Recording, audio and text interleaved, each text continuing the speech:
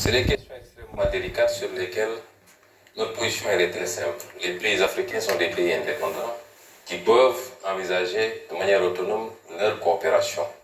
Et aujourd'hui, coopérer avec la France, les États-Unis, la Russie ou la Chine est une option. Mais ce que je voudrais dire à nos amis africains, c'est de faire très attention sur un certain nombre de questions. Il n'est pas question de remplacer un partenariat qu'on considère défavorable par un autre qui peut l'être beaucoup plus.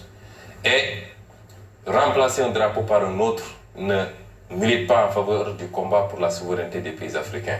Nous devons être très prudents. L'ouverture certes, mais à l'endroit de la Russie également. Ce qui est attendu, ce n'est pas un partenariat de guerre.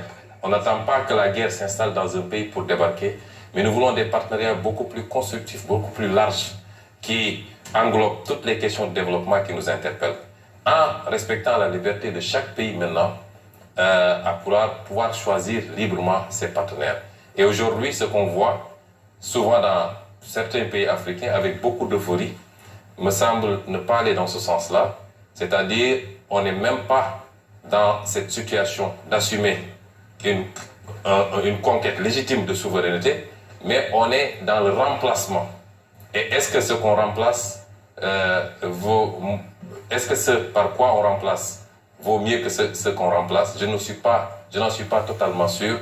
Et nous devrions traiter ces questions avec beaucoup plus de sérénité, beaucoup plus d'analyse prospective et non pas de manière émotionnelle comme on a l'habitude de faire ici en Afrique.